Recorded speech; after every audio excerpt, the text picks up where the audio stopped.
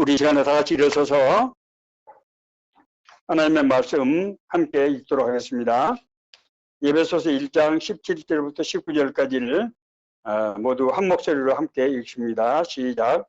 우리 주 예수 그리스도의 하나님 영광의 아버지께서 지혜와 계시의 영을 너희에게 주사 하나님을 알게 하시고 너의 마음의 눈을 밝히사 그의 부르심의 소망이 무엇이며 성도 안에서 그의 기업의 영광의 풍성함이 무엇이며 그의 힘의 위력으로 역사하심을 따라 믿는 우리에게 베푸신 능력에 지극히 크심이 어떠한 것을 너희로 알게 하시기를 구하노라. 아멘. 예, 앉아주시고요.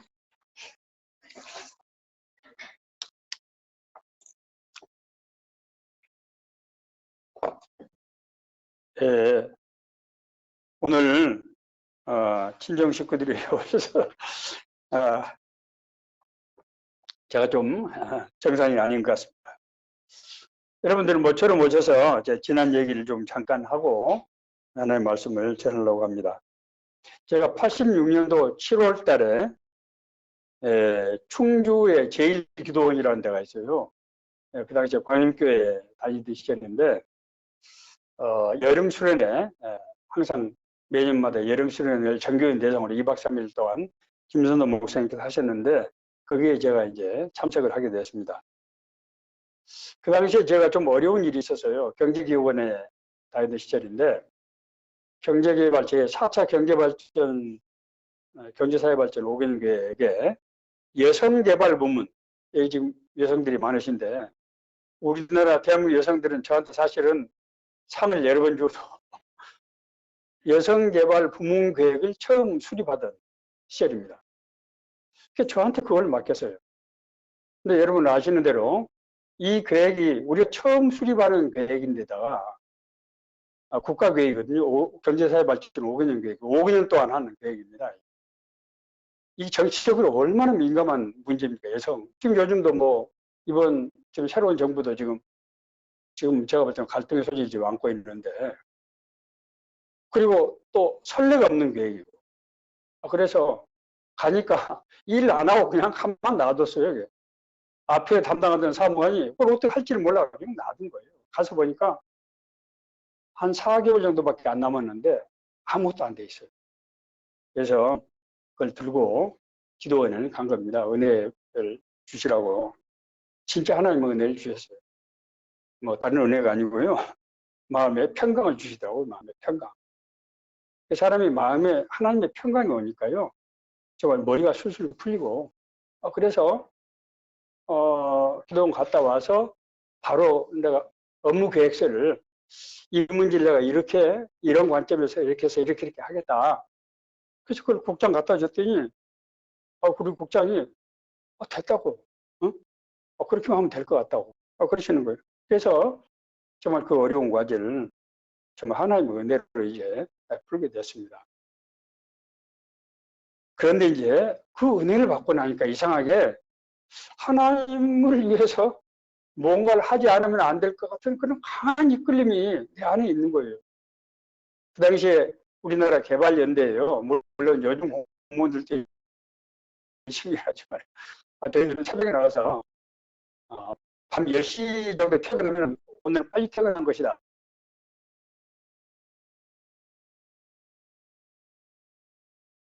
고민이 아니잖아요. 그런 시절인데 그런 마음이 드는 거예요. 그래서 저하고 가까운 동료 우리 사무관들 한 3명을 동원해가지고 모아가지고 과천 정치구에서 앞에 남부순복교회라는 데가 있어요. 남부순복교회 거기서 방을 하나 빌려가지고 토요일 날 다른 주민을 못하니까 새벽 6시 반에 모여서 1시간 동안 4명이 1년 동안 기도를 한 겁니다. 1년 동안. 하나님의 뜻을 이루어갔다. 그렇게 해서 87년도 12월에 경제기획원 기독신의회라고 하는 것을 제가 창설했어요. 그 당시 제 사무관이 표실 사무관 정부의 계장입니다. 계장. 예. 그래도 한 과장 정도야 그런 일을 맡을 텐데 그래서 이제 과장은 다른 권력위라고 나중에 부총리가 된 경기교육 교실이었는데 이 시내가 은혜가 충만했어요. 일반 직원들도 국가대학들 40명이 매주 수요일 모여서 예배를 드리는 거예요. 매주 수요일. 월요일 날은 성경 공부였고요. 금요일 날은 우리끼리 기도해야 되고 그렇게 열심히 하는 신뢰 본 적이 있어요, 없이. 그렇게 했는데 90년도에 제가 국무총리실로 옮기게 됐어요. 사실 저는 국무총리실이 어떤 데인지 잘 알지도 못하고요. 원래 그 당시에 경제개혁 사람들은 워낙 자기들이 아주 중요한 일을 한다고 생각하기 때문에 총리실 청와대 별로 그렇게 탐탁지 않게 생각하던 시절인데 아무튼 내가 가게 됐어요. 그래서 이제 총리실로 와서 이게 완전히 분리될 것 같아요. 이게 기억을 하고 완전히 분리가 다르고. 그래서 다른 걸 할 수가 없으니까 국무총리실 성경 공부 모임이라고 하는 것을 하나를 만들어가지고 제가 12명 모아서 이제 매주 성경 공부를 가르치다가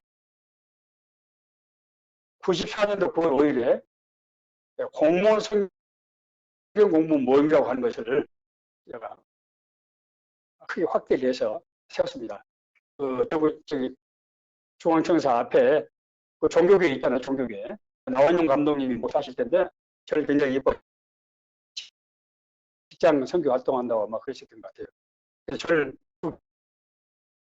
교회라고 그러려고 그러셨어요.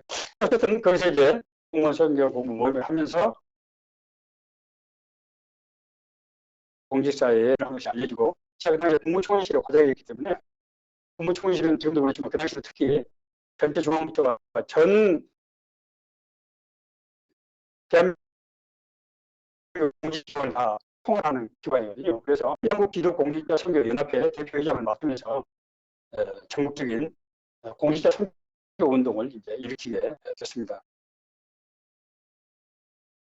생각해 보면은 내가 어떻게 그런 일을 할 수 있었을까? 사실 우리가 일 아주 엄청나게 바쁘게 눈코 뜰 수 없이 하거든요. 그런 상황에서 그런 일을 한다고 하는 것이 거의 불가능한 일이었는데 지금 생각해 보니까 어떤 보이지 않는 힘에 이끌려서 그렇게 한 것이다. 이렇게밖에 얘기할 수 없어요. 사실 맨정신으로 그렇게 한다고 하는 것이 사실 불가능합니다. 자, 오늘 본문 성경 말씀은 바울 사도가 에베소 교회 성도들에게 하는 세 가지 굉장히 중요한 지침을 주고 있는 우리 신학적으로 교회론이라고 하는 아주 기본적 교리 중에서 핵심대에 해당되는 그런 부분입니다. 에베소 교회는 바울이 2차 전도 여행 기간 중에 3년간에 걸쳐서 개척한 교회입니다. 에베소는 오늘날로 말하면은 소아시아라는 것이 오늘날은 그냥 터키라고 생각하시면 됩니다. 물론 지역이 좀 넓습니다만.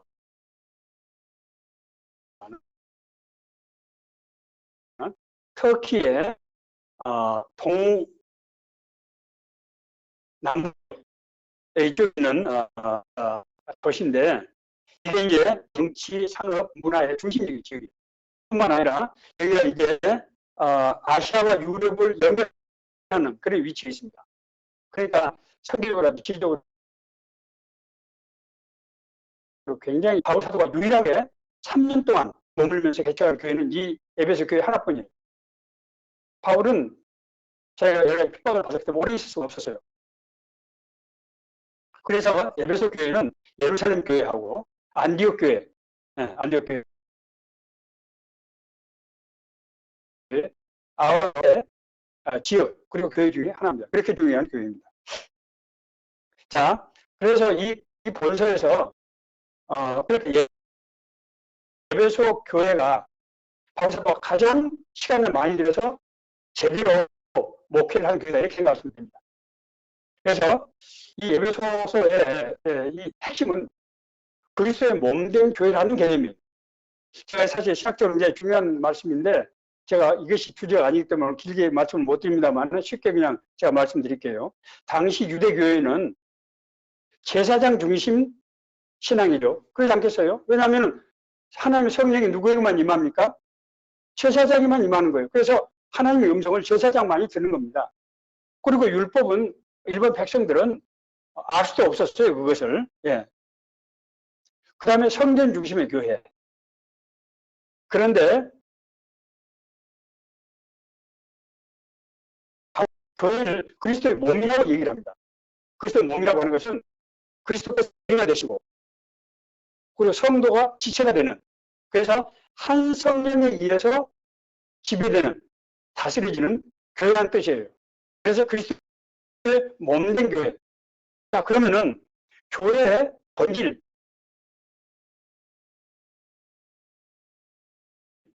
교회의 핵심은 누가 입니까? 성도가 되는 것입니다. 이 우리 학교가 사람들이 교회 중심의 신앙, 교회가 이를테면 지금 우리 수련생이 이 교회다.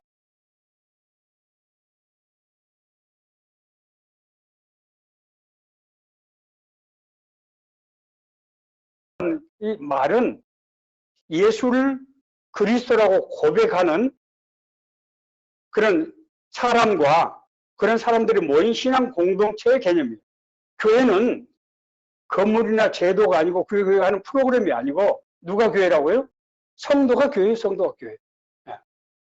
에베소서는 이 성도가 바로 교회고 그 성도는 성령에 의해서 인도받는 삶을 살아가는 그런 존재고 그래서 성도의 삶이 바로 하나님의 나라다. 갑자기 소화하기 힘드시죠? 어? 이것이 바로 교회의 핵심이에요. 지금 바울사도는 그 얘기를 하고 있는 거예요. 자, 그래서 그러면 성도는 어떤 구체적으로 어떤 신분, 성도는 어떤 신분을 갖는 것인가? 성도는 누군가? 이를테면은 김선혜 권사님은 어떤 사람인가? 나는 누구인가? 우리가 끊임없이 질문하잖아요. 권사님 그러시죠? 저도 마찬가지예요. 나는 누구인가? 에? 첫째는 그거. 두 번째는 나는 어떤 일을 하고 살게 될 것인가? 어떤 일을 하는 것이 하나님의 뜻인가? 세 번째는 하나님께서 나에게 이 일을 하기 위해서 어떻게 날 사용하십니까? 하나님께서 홍 아무개에게 목회를 맡겨가지고 네가 열심히 하면 잘해서 해봐라 이렇게 하시는 것인지 이 세 가지에 대해서 말씀하고 있는 그런 내용입니다. 먼저 첫 번째, 자 성도는 어떤 신분인가? 여기서 바울사도는 우리 주 예수 그리스도의 하나님 영광의 아버지께서 너희의 마음의 눈을 밝히사, 마음의 눈이 뭐죠? 영안이지, 영안. 우리가 말하는 영안, 마음의 눈을 밝히사 그의 부르심의 소망이 무엇인지를 알게 하시길 구하노라. 여기서 제가 지금 말씀드린 1장 17절에서 19절까지를 말씀하고 있습니다. 바울 사도가 에베소 교인들 위해서 기도할 때 하나님께 성령께서 당신들의 마음의 눈을 영안을 열리게 해주셔서 하나님의 부르심의 소망이 무엇인지를 알게 되기를 원한다. 그렇게 말씀하고 있는 거예요. 구원받은 성도는 두 가지 부르심을 받습니다. 첫째는 어떤 부르심일까요? 구원의 부르심이에요. 인간은 죄인이기 때문에 인간이 하나님을 알 수가 없어요. 하나님은 영이시기 때문에 죄인은 하나님의 영이 없는 죄인은 하나님을 알 수가 없다고요. 본질상 알 수 없어요. 더구나 하나님 앞에 나갈 수가 없어요. 그러니까 하나님이 우리를 부르시는 거예요. 자, 하나님이 우리를 부르신다는 말을 그냥 개인적으로 들으면 안 돼요. 비유적인 표현이 절대로 아닙니다. 로마서 8장 29절 30절 하나님이 미리 아신 자들을 그 아들의 형상을 예수 그리스도의 형상을 본받게 하기 위하여 미리 정하셨으니 미리 정하시는 그들을 또한 부르시고 부르신 그들 또한 의롭다 하시고 의롭다 하신 그들 또한 영화롭게 하셨느니라. 하나님이 미리 정했다는 얘기를 지금 3번 하고 있는 겁니다. 이 짧은 문장 속에서. 이게 무슨 얘기예요? 하나님이 우리를 불렀다는 거예요. 이걸 선제적 은총이라고 말하는 거예요. 하나님이 사람을 부르시지 않으면은 하나님 앞에 나갈 수가 없어. 하나님 나갈 수도 없고. 내가 어떤 사람이 우리 이만희 원사님 전도를 통해서 내가 교회를 나왔다. 같이 교회를 양광교회 가자 해서 갔다. 이것이 사람의 눈으로 볼 때 그렇게 보이지만은 그 안에서 누가 역사했다고요? 하나님의 부르심이 그 안에서 역사했다는 거예요. 자, 두 번째 부르심은 사명으로의 부르심입니다. 사명의 부르심. 하나님께서 택하신 자를 불러서 일하시는 것은 하나님이 일하시는 방식입니다. 자, 여러분 성경을 한번 보세요. 성경에는 하나님이 사람들을 불러서 어떤 일을 했다고 하는 기록이 전부예요, 그게. 성경 어디를 펼쳐보더라도 하나님이 그 얘기를 지금 하고 있는 거예요. 아브라함, 요셉, 모세, 사무엘, 다윗, 무슨 뭐 갈릴리 제자들, 바울, 전부 하나님 부르셨잖아요. 하나님이 아브라함에게 아브라함아 너는 본토 친척 아비의 집을 떠나서 내가 너에게 지시할 땅으로 가라. 내가 너로 큰 민족을 이루고 너의 이름을 창대케 하더니 너는 복의 근원이 될 것이다. 하나님 부르셨잖아요. 날 따라오느라 내가 너로 사람을 낳는 어부가 되게 하리라. 사울아 사울아 내가 왜 나를 핍박하냐. 나는 내가 박해하는 예수다. 전부 하나님이 부르신 거 아니에요. 그렇죠? 특별히 하나님께서 우리를 아시고 부르셨다고 하는 것은 하나님의 뜻과 계획이 있다는 얘기예요. 아니 내가 우리 김선희 원사님을 불렀는데 아무런 뜻이 없이 내가 우리 김선희 원사님한테 그렇게 얘기했어요. 원사님 우리 커피 한잔 하실까요? 이게 지금 무슨 얘기입니까? 그냥 커피 마시자는 얘기입니까? 작업 거는 거잖아요. 지금 이게 어떤 의도가 있다는 거죠. 어떤 뜻과 계획이 있다는 거예요. 너의 마음의 눈을 밝히사 그의 부르심의 소망이 무엇인지 하나님께서 나를 부를 때 어떤 기대를 가지고 부르신지를 그것을 알기를 구하노라. 그렇게 바울사도는 얘기하고 있는 거예요. 하나님께서 우리를 부르실 때는 어떤 목적이 있는 거예요. 그렇기 때문에 부르심을 받은 우리에게는 그것이 사명이 되는 것입니다. 미션. 하나님의 부르심이라고 하는 것은 우리의 입장에 보면 사명이 되는 거예요. 왜냐하면 하나님이 우리를 택하신 목적이기 때문에 그런 거예요. 자, 그런데 제가 이렇게 말씀드리면은 아니 내가 양광교회에서 지금 국내 선교회에서 일하는데 아니 뭐 누가 우리 박순자 원사님이 나보고 오라고 그래서 내가 왔는데 하나님이 부르신 게 맞는가? 아니 그냥 뭐 교회에서 이렇게 배정을 하니까 내가 온 건데 하나님이 부르신 게 맞나? 제가 직장 선교를 하면서 많은 사람들을 만나고 불러서 성경공부도 가르치고 제자를 세우고 있는데 그 사람들의 공통적인 간증이 있어요. 제가 이런 운동을 하자고 했을 때 자기 마음속에 뭔가 하나님을 위해서 뭔가를 하지 않으면 안 될 것 같은 그런 강한 이끌림이 몇 년 동안 계속해서 있어 왔다는 거예요. 그런데 기회를 못 잡고 있었는데 오늘 형제님이 저를 불러서 여기 나오게 됐습니다. 대개 경우에 하나님께서 우리 안에 주신 어떤 이끌림이 있는 거예요. 이끌림이. 그런 것이 없는 경우도 물론 있어요. 없는 경우도 있습니다. 처음에는 그냥 와서 뭐 그냥 교회에서 이렇게 배정해주고 하니까 그냥 내가 이 일을 했는데 그 일을 하는 과정에서 하나님이 아니면은 알 수 없는 일들, 그런 증거들이 하나씩 나타나는 거예요. 이상하다. 그런 것들이 나타나요. 빌립보서 2장 13절에 있는 말씀. 너희 안에서 행하시는 이는 하나님이시니 자기의 기쁘신 뜻을 위하여 너희로 소원을 두고 행하게 하시나니. 하나님은 우리를 부를 때는 강제로 홍 목사 너는 아프리카 가서 선교하다가 순교해 이렇게 하시는 게 아니고 내 마음속에 어떤 강한 이끌림을 준다는 거예요. 제가 아까 그랬잖아요. 86년 7월 달에 은혜 받고 났더니 하나님을 위해서 뭔가를 하지 않으면 안 될 그 당시 경제기관이 도대체 어떤 기관입니까? 우리나라 경제개발을 짊어지고 정말 죽기 살기를 일하던 그런 시절이었는데 어떻게 직장에서 이런 종교 활동을 할 생각을 하게 되냐고요. 어떻게 그 힘들고 정말 금요일쯤 되면 아주 파김치가 돼가지고 사람 눈이 앞에 안 보이거든요. 그런데 토요일 날 새벽 6시 반에 모여서 1년 동안 그 기도를 하겠어요. 우리가 무슨 하나님 보고 승진시키다라고 기도하는 것도 아니고 무슨 뭐 돈 달라고 기도하는 것도 아니고 그냥 하나님이 저들 부르신 이유가 뭡니까? 그것 때문에 기도한 거잖아요. 응? 그런 이끌림이 있다는 거예요. 그리고 그런 이끌림이 처음에는 안 나타나더라도 한 과정 중에서 하나님의 증거들이 나타나게 된다는 거예요. 이것이 하나님의 우리를 불렀다는 증거라는 거예요. 자, 두 번째는 성도 안에서 그 기업의 영광이 풍성함이 무엇인지를 알기를 원하노라. 그래서 기업이라고 하는 것은 비즈니스라는 뜻이 아니고요. 하나님이 맡기신 일, 책임을 기업이라고 하는 거예요.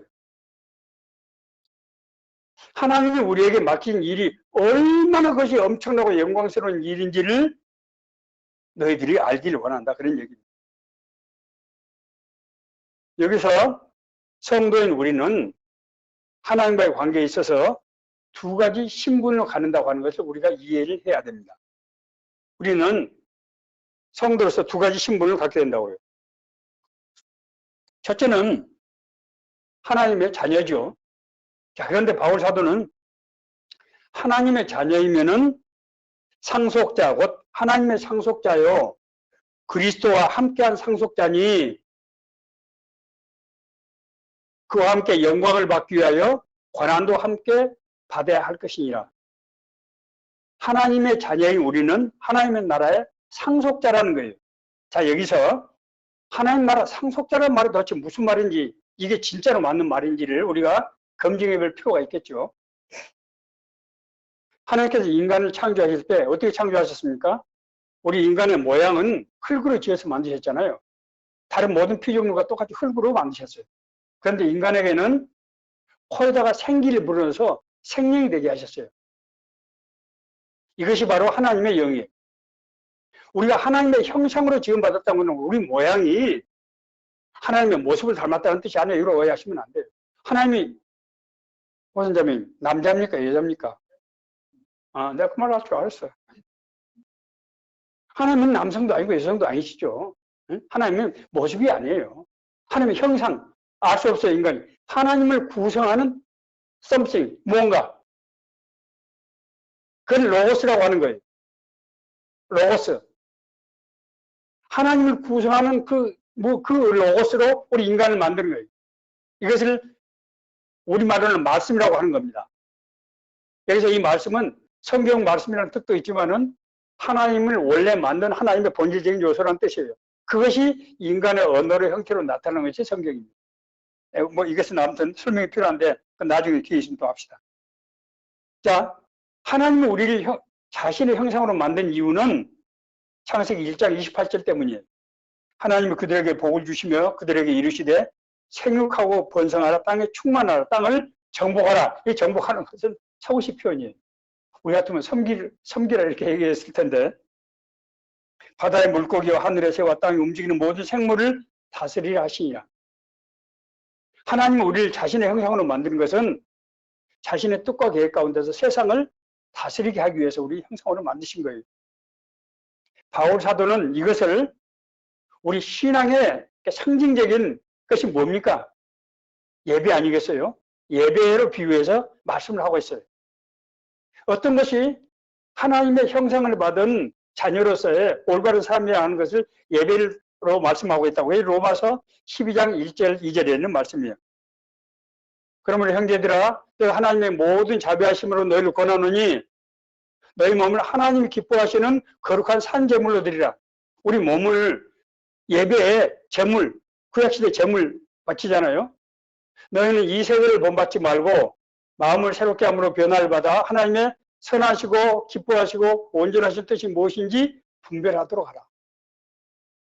하나님이 받으시는 참된 예배는 우리 삶 속에서 하나님의 뜻과 계획을 분별해서 그 뜻대로 살려고 하는 그 몸부림, 그것이 예배 드리는 제물이 돼야만 하나님이 받으신다는 거예요. 자, 바울은 왜 하나님의 자녀로서의 참된 신앙이라고 하는 것이 하나님의 모든 성도들이 하나님의 뜻대로 뜻을 구현하는 것이 참된 신앙이라고 하는 것인가? 그것은 앞서 제가 말씀드린 대로 교회 본질이 뭐라고요? 교회를 구성하는 성도예요. 성도는 하나님의 영에 의해서 머리를 그리스도로 해서 각 그 몸의 한 지체라고요. 그래서 교회를 통해서 하나님의 나라가 이루어진다는 얘기는 다시 말해서 성도의 삶 가운데서 하나님의 나라가 이루어진다는 뜻이에요. 자, 다시 반대로 말하면 성도가 하나님의 뜻대로 살지 않으면 하나님의 나라가 이루어진다, 안 이루어진다? 이루어질 수가 없어요. 왜냐하면 그것이 교회거든요. 성도가 교회거든요. 그래서 자, 성도의 삶이 바로 하나님의 나라가 이루어져야 되는 바로 그 단위예요. 그래서 바울사도는 삶 속에서 하나님의 뜻과 계획을 분별해서 그 뜻대로 사는 것이 하나님께서 받으시는, 하나님께서 원래 창조하신 그 목적이다. 예배는 형식이 아니에요. 의식이 아니라 리추얼 의식이 아니에요. 그것은 성도들을 방금 말씀드린 이 목적에 세우기 위한 하나의 과정일 뿐이에요. 목사가 교회 가지고 오해하지 마세요. 뭐 새로운 삶의 교회, 뭐 홍아무개 목사, 뭐 어디는 건물, 제도, 그게 아니에요. 교회는 성도 자기 자신의 삶이 하나님의 나라라고요. 여기서 하나님의 나라가 이루어지지 않으면 하나님의 나라가 어디? 소비에트 공화국 시절에 우주선을 타고 우주인들이 달 날아갔는데 거기 하나님이 없더라는 거 아닙니까?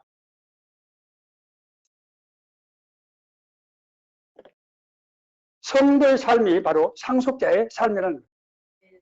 그러면은 하나님께서 우리에게 맡기신 그 구체적인 직임이 그 상속자면 상속 재산이 있어야 될 거 아니에요? 예. 그게 뭐냐? 그게 바로 마태복음 25장에 있는 달란트의 비유가 바로 그 얘기를 하고 있어요. 마태복음 25장에는 세 개의 비유가 나오는데 열처녀의 비유, 달란트의 비유, 양과 염소의 비유죠. 이 세 비유가 공통적으로 뭘 얘기하는 줄 아세요? 하나님 나라에 어떤 사람이 합당하느냐. 바로 그 얘기하고 있어요. 결정적으로 중요한 얘기죠. 그래서 예수님이 마지막에 이 말씀을 하신 거예요. 자, 거기 보면은 주인이 먼 여행을 떠날 때 하인 세대에게 어떤 사람은 5달란트, 어떤 사람은 2달란트, 어떤 사람은 1달란트를 맡기고 갑니다. 달란트가 뭡니까? 재능이라는 뜻이죠. 달란트의 다른 말은 우리 삶이라는 뜻이 있어요. 다시 말씀드리면 우리 삶이 우리에게 주어지신 하나님의 기회라는 거예요. 그런 뜻입니다. 자, 그런데 하나님이 이제 세움을 할 때, 그 주인이 세움을 할 때 5달란트 받은 사람은 5달란트를 남겨갔죠. 2달란트 받은 사람도 2달란트를 남겨갔어요. 그랬더니 그 주인이 잘했다, 착하고 충성된 종아, 네가 작은 일에 충성하였으면 내가 너에게 큰 일을 맡기니 주인의 잔치에 참여할지어다. 그렇게 얘기합니다. 그런데 5달란트 받은 사람하고 2달란트를 남긴 사람을 똑같이 얘기하는 거예요. 1달란트 받은 사람은 이 악하고 게으른 종아, 1달란트 받은 사람은 그 달란트를 감춰뒀다 그냥 본전만 낸 거예요. 자, 여기서 하나님께서 우리에게 지금 말씀하시는 것이 무엇이냐? 첫째는 우리 삶이 바로 하나님께서 맡기신 달란트 직임이라는 거예요.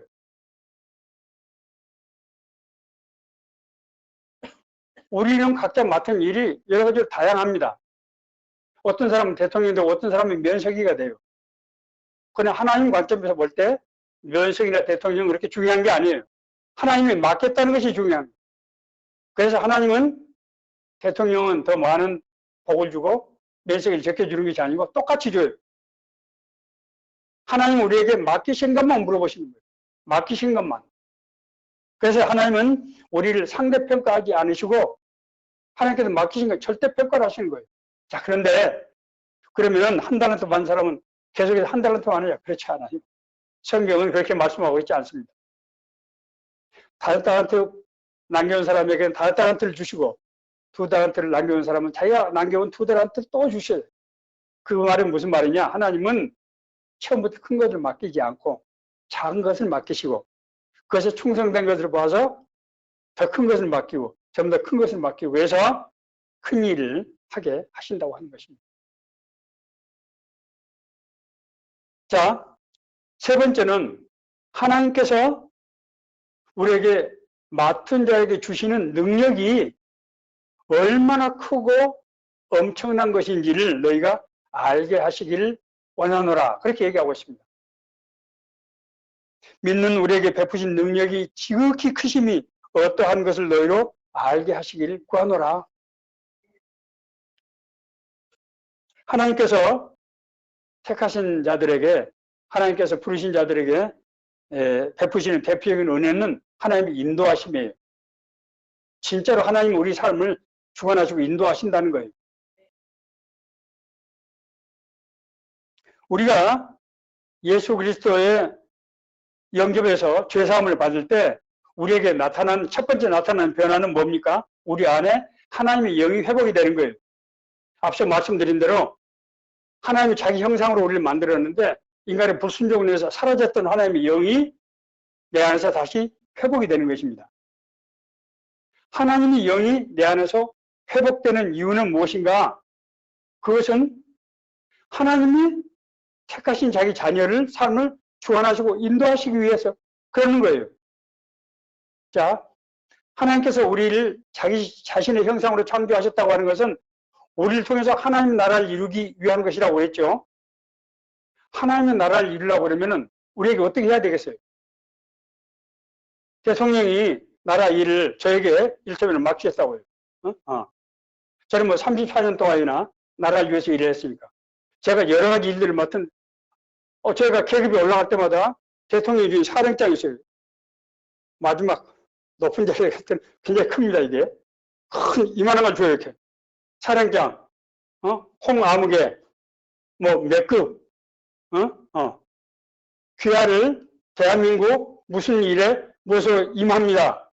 대통령 아무개, 쿵, 헌법과 법률에 의해서. 이렇게 되는 거예요. 하나님께서 우리를 그렇게 하신 것은 왜 그렇게 하는가 하면은 내가 헌법과 법률에 따라서 일을 해야 되기 때문에 그러는 거예요. 하나님께서 우리를 자기 형상으로 만드시는 것은 하나님의 뜻과 계획에 따라서 해야 되는 것이기 때문에 그러는 거예요. 그래야 하나님 나라를 이룰 수 있어요. 너는 마음을 다하여 여호와를 신뢰하고 내 명철을 의지하지 말라. 네 머리로 하지 말라는 거예요. 네 생각과 네 방법을 하지 말라는 거예요. 너는 범사의 그를 인정하라. 그리하면 너의 길을 시도하시리라.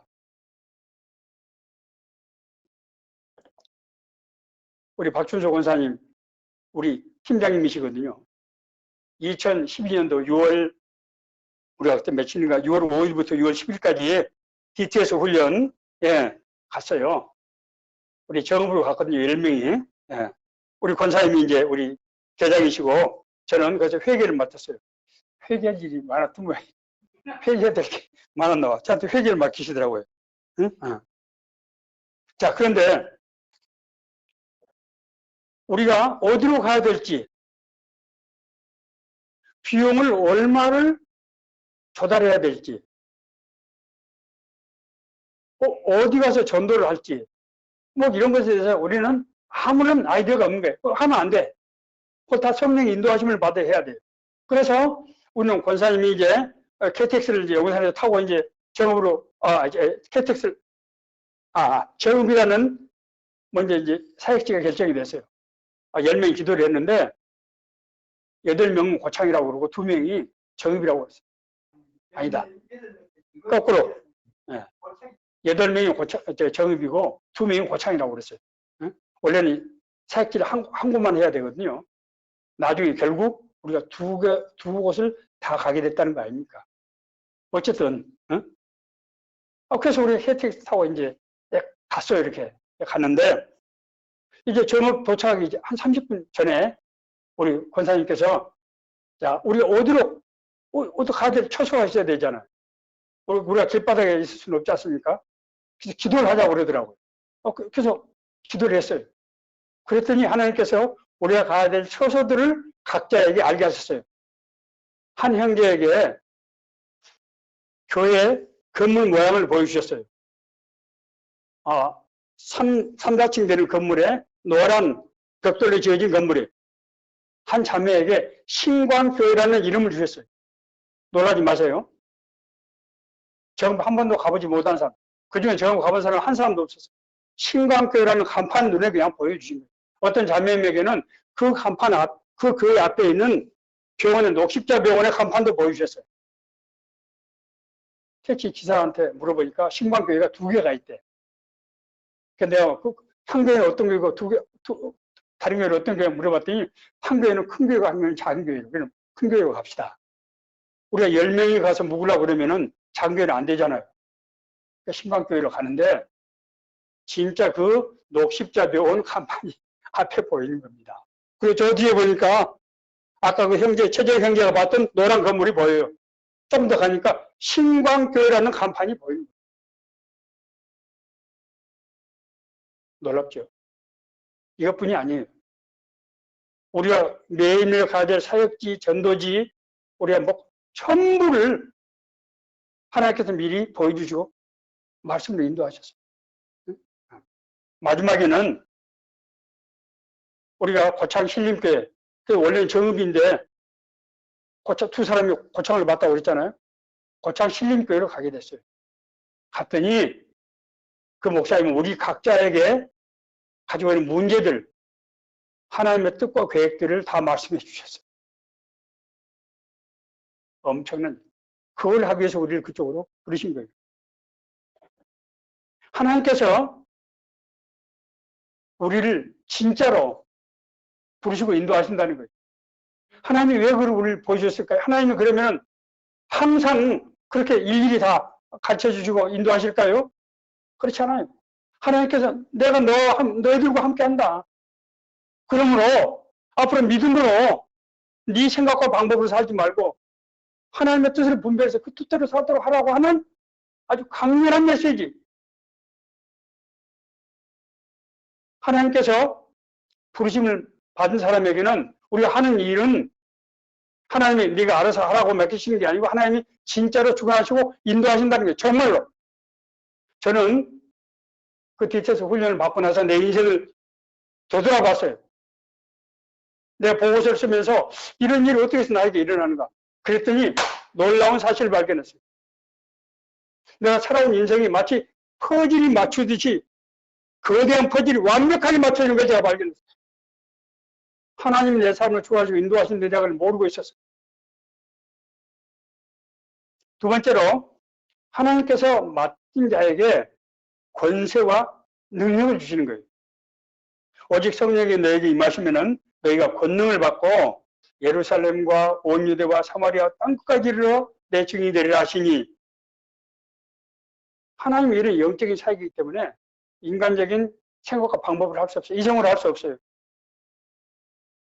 고린도전서 12장에는 그렇기 때문에 주님의 몸된 교회를 이루기 위해서 성도들에게 각자에게 은사를 주신 그런 말씀이 나와 있어요. 어떤 사람이 지혜의 말씀을, 어떤 사람에게 지식의 말씀을, 어떤 사람에게 믿음을, 어떤 사람에게 병 고치는 은사를, 어떤 사람에게 능력 행함을, 방언, 여러 가지 은사를 주시는 거예요. 이 은사들은 각기 한 성령이 주관하셔서 전체가 이루어져서 한 몸을 이루게 하시는 거예요.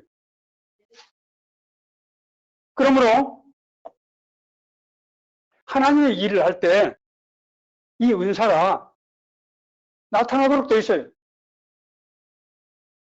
하나님의 일을 할 때 은사가 나타나지 않고 자기 힘과 방법을 하면은 그것은 겉보기에는 같아 보이지만 짝퉁이에요. 그래서 그것은 반드시 문제가 되는 거예요.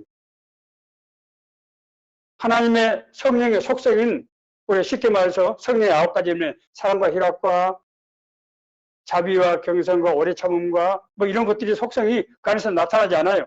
자기 자신의 의가 자꾸 드러나는 겁니다. 왜냐하면 인간적인 일이기 때문에.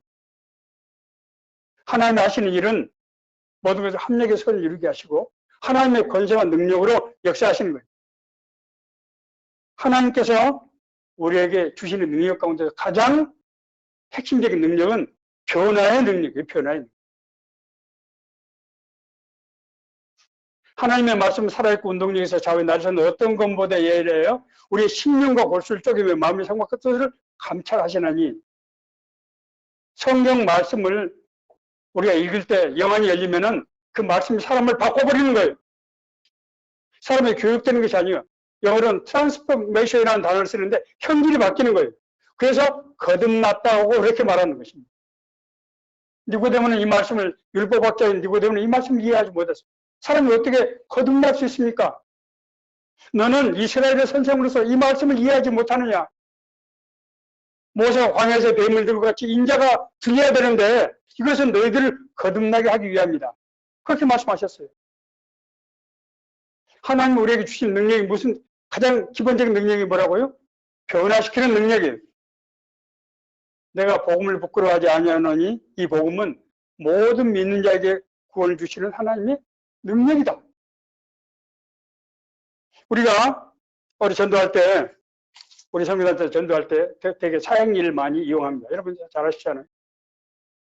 사형리에서 전도를 해보면은 처음에는 담배를 꼬나 물고 있다가 눈을 우아래로 몇 번 쳐다보면서 아주 정중하게 가서 선생님 참 제가 은혜 받은 기쁜 소식인데 한번 들어주시겠습니까? 우아래 꼬나보다 담배 피면서 한번 읊어봐 하는 식으로 합니다.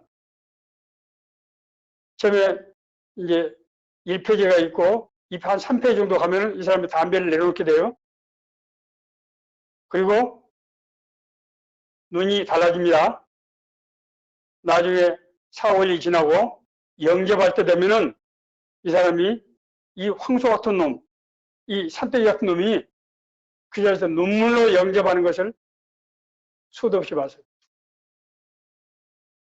그 사실 사형리 문서는 굉장히 신학적인 문서예요, 사실.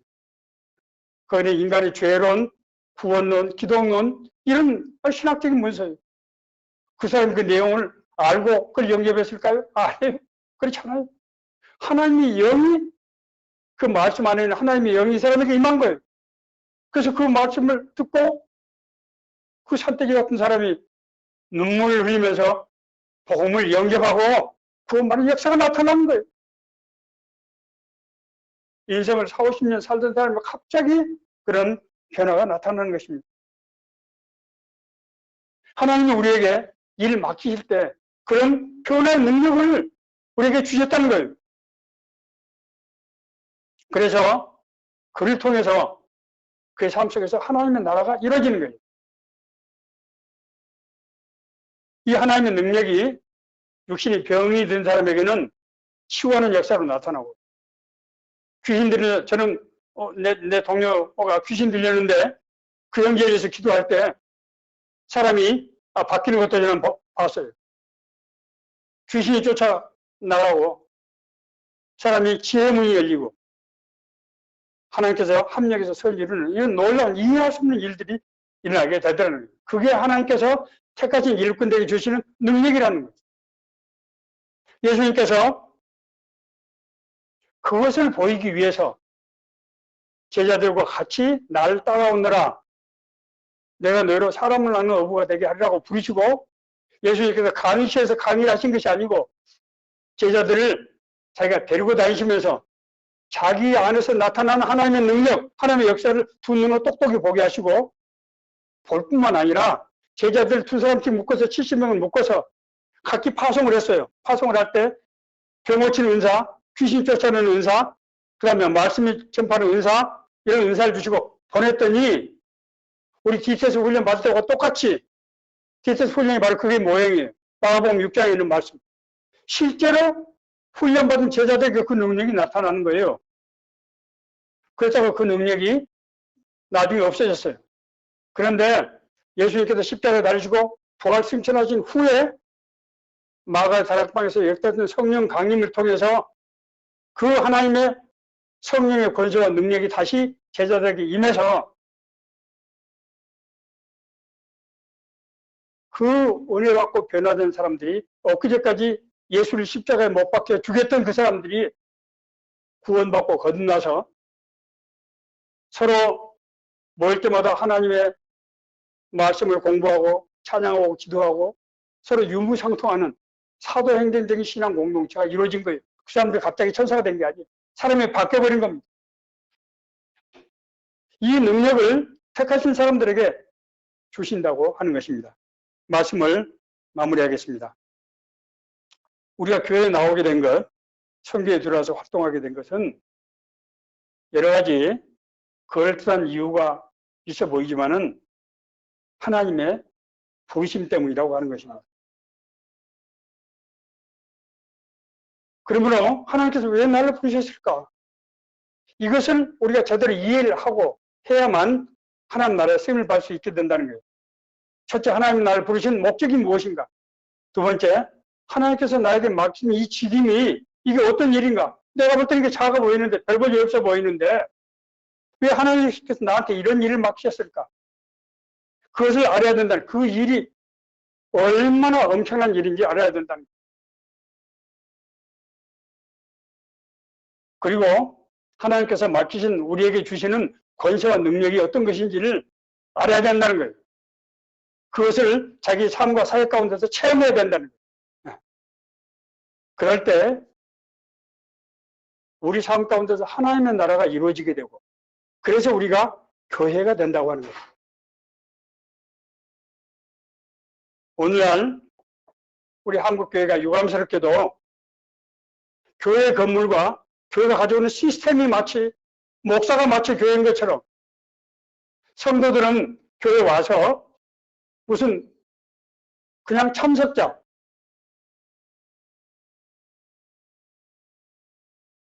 우리가 교회 갈 때마다 무슨 뭐 담임 목사님 얼굴이 생각나고 그 멋진 그 교회 사는 사업들이 생각나고, 성경은 절대로 그렇게 가르치고 있지 않아요.